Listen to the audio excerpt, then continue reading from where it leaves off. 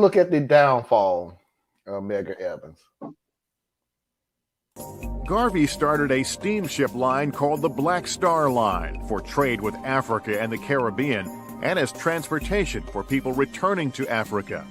The business failed and brought trouble for Garvey.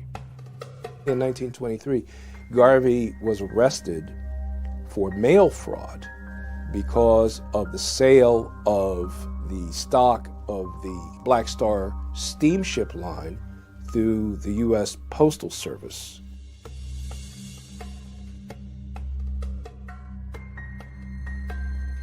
Garvey personally was not involved in any kind of corruption or theft, but unfortunately he was not a good judge of business character. Marcus Garvey was convicted and sentenced to serve time in a federal penitentiary. President Calvin Coolidge later commuted his sentence, and Garvey was deported from the United States in 1927. He returned to Jamaica as a hero. Garvey. Okay, let me fill in a couple of things because, like I said, I just was not going to show a freaking cartoon on this show. I'm sorry, I couldn't bring myself to do it. So the crime against him, the ship that he bought, and some of the things that they left out. Number one, Marcus Garvey was a great organizer, knew his stuff, and everything else. That did not make him a great manager of businesses. He picked the wrong people that he put in charge. They suck rocks on the same at the exact same time. Guess who was on the radar? Or guess whose radar Marcus Garvey all of a sudden became of? And if you say government, ding, ding, ding, you're correct. So they were going to try to get him on every freaking day that they could. And this was it. What was the mail fraud? The mail fraud was that Marcus Garvey found a ship, another ship. The name on the ship, they said that Marcus Garvey,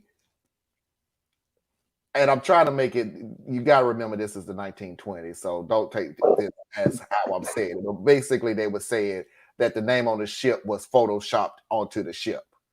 So that was the fraud. That was not the real ship. You're trying to fraud people out, try to get them to buy a ship, and that's not the real ship that they're buying into. There's your fraud. It's 2023. It sounds stupid as crap compared to the fraud that we actually really do see. But again, we're talking about the 20s. So that was the fraud. Also, you notice that we'll let you out of jail as long as you leave. That helped twofold for them, the government. Twofold for them. One, we love our black community. We're letting them out. What are you talking about? We're letting them out. We don't think this is fair either. We're letting them out of jail at the same time. But you're a little too dangerous. So in order for you to get out of jail, you got to leave the country.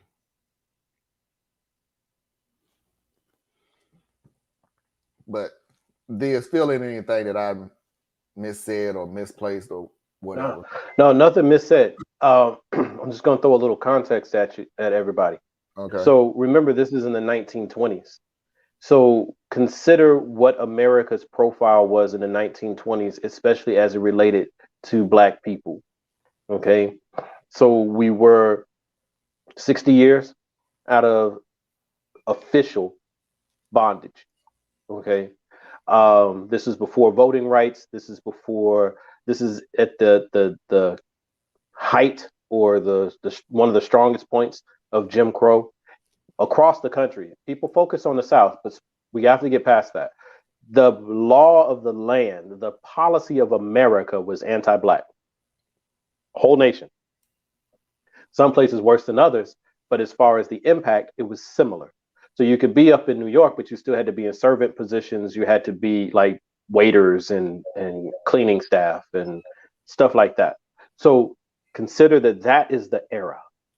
an era where if a white person is coming down the sidewalk, you must get off the sidewalk so that they can pass through because you didn't want their shoes to get dirty.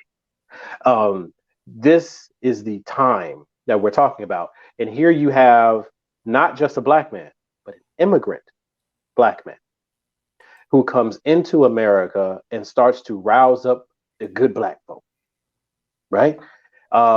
We know some of the stories from here in the South. We're like, well, all my Negroes is happy, right? It's no, that's the era that all of this is taking place, and it's also the time of rapid advancement for the black bourgeoisie, the free blacks' children, right?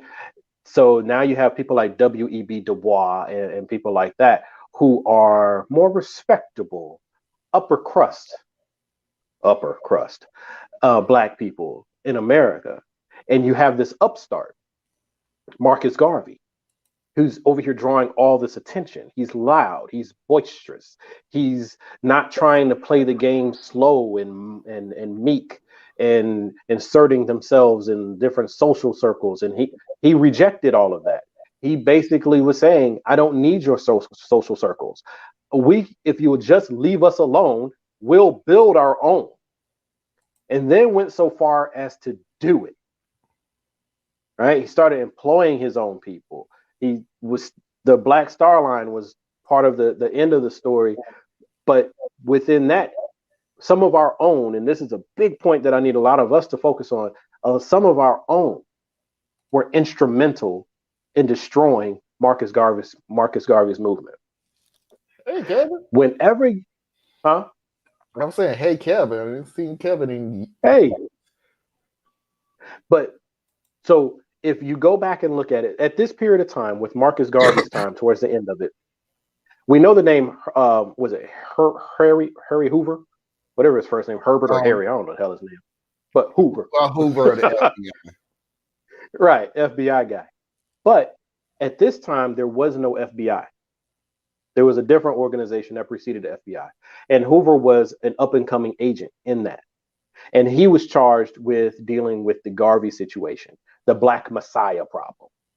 And this was the first time that the FBI, as we now know it, actually hired a Black person.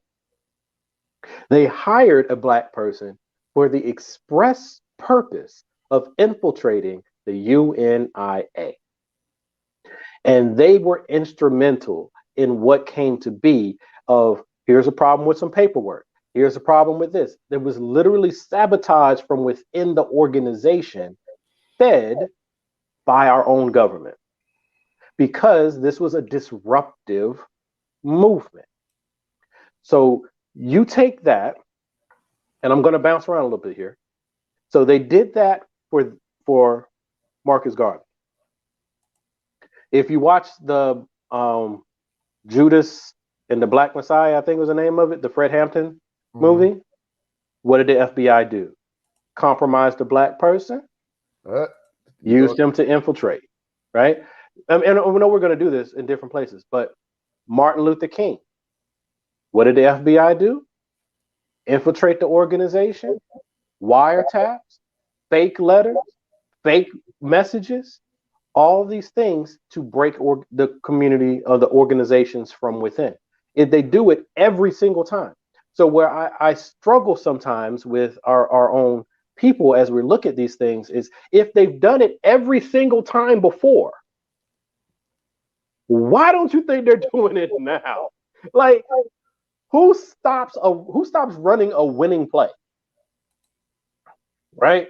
So these are the things that I would like. It's good to know the story of Marcus, and definitely go read some of his works. Excellent. There's an entire book that just takes a bunch of his speeches together, and there's just really powerful and great. Go to YouTube, some really good things there. You can even hear him speak in his own voice. Wonderful, wonderful man to learn about. But when you start hearing some of the negatives about him, scratch the surface and see why. Was it really that he was doing something? Like Marlon was just touching on with the mail fraud. They couldn't get anything else on this man, so they got him on a stamp.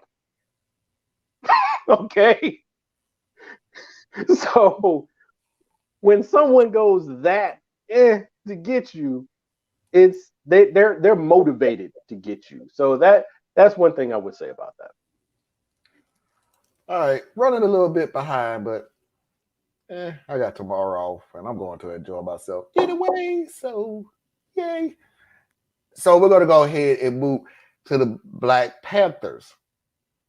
Now, Marlon, why are you doing this? Why you haven't stopped Thea's one time when he was talking? Why blah blah blah? There's a reason.